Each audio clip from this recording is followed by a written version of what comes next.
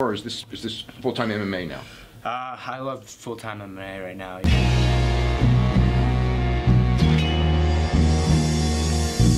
Back to the daily grind, and shout out to the full-time patrons. Make sure to hit subscribe if you're new and hit thumbs up if you're not a baby back bagel biting bitch boy, cause you know what time it is. It's full-time MMA. You know what, full-time family? I was gonna put this video on Patreon over at the Full-Time MMA Dojo, but I really wanted to stress this fact to everybody that's a fan of WMMA, because I really enjoy Coach Shelton Harrison's channel and the whole family on my channel and his channel. You know, I fuck with everybody.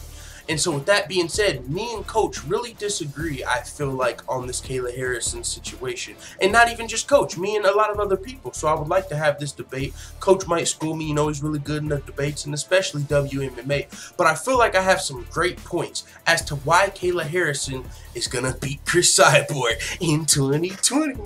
2020, that's all I'm saying. No, but being more realistic, it might be 2021, it might be 2022. But that does not change the fact Kayla Harrison has the potential to dethrone Chris Cyborg. I'm not saying it's a guarantee. I'm not saying it's a done deal. I'm not saying none of that. I'm just saying the potential is all the way there. And it's not even just from Kayla Harrison's MMA debut last night at PFL 2, where she earned the first round armbar and dominated Brittany Elkins in an amazing performance for your MMA debut. You cannot watch Kayla Harrison's MMA debut and tell me a star was not born. Now, yeah, you might think it's hype. You might not think she deserves what she's got right now, the hype coming into this. You might not think Kayla Harrison deserves to be in the same name as Chris Cyborg. Maybe not yet. But you got to put some respect on her credentials. She's not coming over to MMA from the WWE or just some geek off the streets. She's coming over as the best judoka we have ever saw, to my knowledge. Ronda Rousey, she did her thug thizzle in the UFC and judo, but I think she was like a bronze medalist. Came over to the UFC, still was able to become a champion as a bronze medalist. She was able to go on a tear. She was able to armbar so many chicks and just beat so many girls up before ultimately meeting her match, Holly Holm.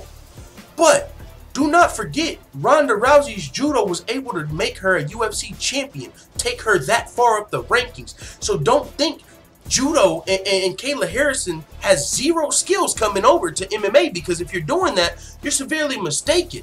Now, does she need to improve her game to compete with Chris Cyborg, the greatest WMMA fighter of all time? Hell yeah.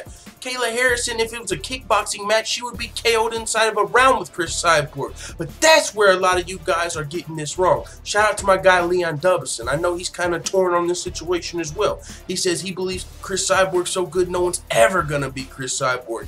Even though we like Kayla Harrison, it doesn't mean she's going to be able to get the skills to beat Chris Cyborg. And I just got to stop you in your tracks before you can convince yourself, dog. Kayla Harrison has age on her side. Kayla Harrison is only, I believe, 27 years old.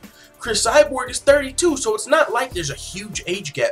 But this is what I'm saying. It's going to take Kayla Harrison a little while to develop her skill set, to even, for one, get to the UFC. You know what I'm saying? But right now, she's competing at lightweight. There's really so much. I'm going to break this all the way down this video. First, let's just stick on the age before we move anywhere else.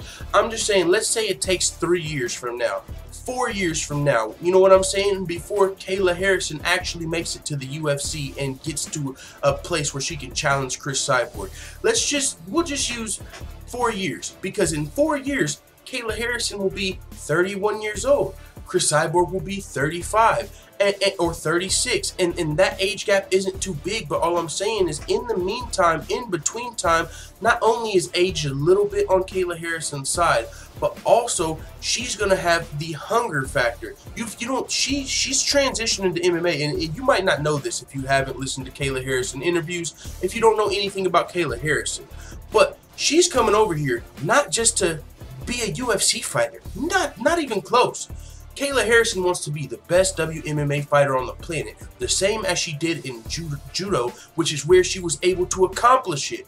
She was in Ronda Rousey's shadow in judo. She said all the talk was on Ronda Rousey. Everyone All the focus was on Ronda Rousey. She was ahead of me in judo. So I looked at that and I said, what can I do to surpass Ronda Rousey, to become the greatest judoka in the history of judo?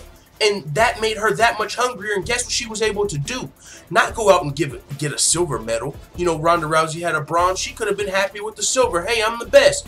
Fuck no, she went out there and got a gold. But not only did she not just get one gold medal, Kayla Harrison went out and got 2 gold medals just to motherfucking become the two-time Olympic gold medalist. I'm just saying, Kayla Harrison, if you just look at her skills before MMA, they're better than Ronda Rousey's. Ronda Rousey came over as a bronze medalist. Kayla Harrison's coming over as a much larger 2-time gold medalist.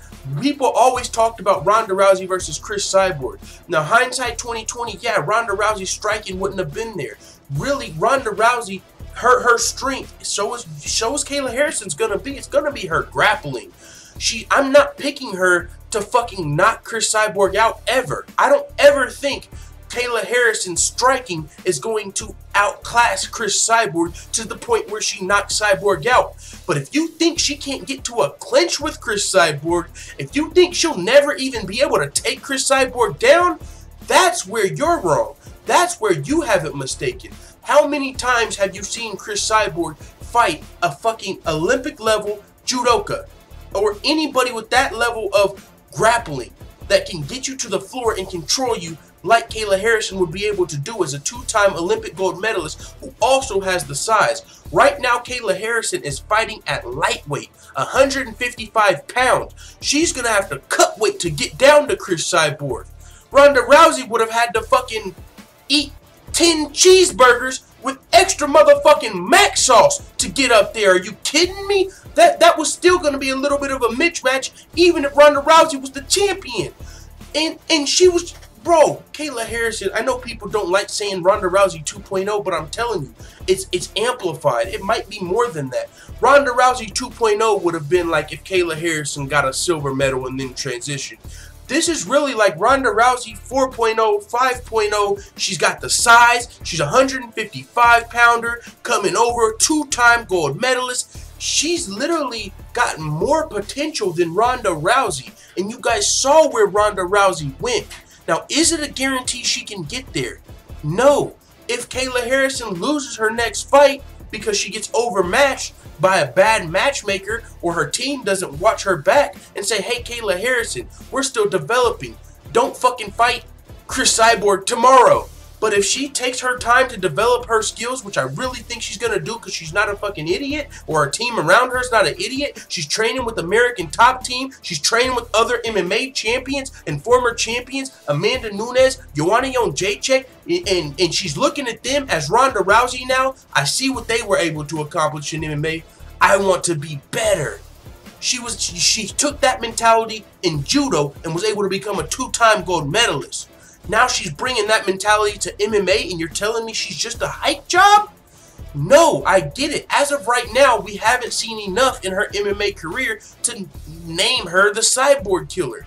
But if you think that's not her potential, if you think she's just always going to be a hype job with no skills and she's not going to start dominating girls of higher skill levels after she continues to get her feet wet, I think you're wrong. I'm rocking with Kayla Harrison the long way. I'm riding till the wheels fall off, and she looked amazing in her MMA debut, so I don't even feel bad about it. But I'm not saying, oh, she's guaranteed gonna beat Cris Cyborg, but the potential is so fucking real. The potential is very real. We could be looking at, I said could, we are. We could be looking at the Cyborg Killer right here. 2-time gold medalist Kayla Harrison. I'm on the bandwagon. I'm a big fan of Cris Cyborg. I believe right now she's the greatest female fighter to ever grace the octagon. But all I'm saying is I'm looking at the future. I'm looking at Kayla Harrison's grappling. I can't think of a time I've ever saw Cris Cyborg in a bad situation as far as grappling is concerned. I don't know if she, I can't think of anybody that's ever been as credentialed as judo that Cris Cyborg has, fought as far as an Olympian. Yeah, she's fought some beasts, but she's really been fighting bantamweights. And if that continues, imagine if Chris Cyborg was used to fighting bantamweights and then she fights fucking Kayla Harrison. Like, you're just used to having a little bit of a size advantage, and even if you don't need it, because Chris Cyborg could beat up probably every 145-pounder on the planet today. So, but the problem is, a lot of people aren't signing the dotted line to fight Cyborg. The UFC doesn't have that division, which is coming. But what I'm saying is, if Chris Cyborg is used to fighting these smaller girls, if she's used to not fighting grapplers with the size of Kayla Harrison and the skill of Kayla Harrison, you could be in some trouble when you face that matchup. And especially if it's years from now, Chris Cyborg getting more comfortable as the champion, Kayla Harrison getting hungrier and loving the sport more and more each day. She didn't just sign up one day at AT&T and say, get me a fight. She signed up and took a year of hard sparring and hard training. She got her feet wet in the gym before her MMA debut. That's the steps Kayla Harrison has taken to become the best in the world. So with that being said, I think she can do it. And I'm going to be watching the whole time. I think we watched history last night, and I said that before the fight. We could be watching history at PFL 2. If Kayla Harrison goes on to become a bigger star than Ronda Rousey, you'll be able to say you watched her MMA debut at PFL 2 last night if you were listening to this channel, because I told you we could potentially be watching history, and Kayla Harrison looked amazing. So with that being said, she's got a fan over here with Full Time MMA. Let the Full Time family know what you think in the comments, and make sure you go sign up for Patreon if you want to become a Full Time MMA blue belt and get more knowledge bombs like this dropped on you on the daily. I'm out. And before we go, shout out to all the full-time MMA white belts that have hit the subscribe button. Make sure you also hit the notification bell right next to it so you're notified every time I upload a video. And if you want to become a full-time MMA blue belt, purple belt, brown belt, or black belt, all you have to do is go to patreon.com/fulltimemma. I'm out. Bye, Felicia.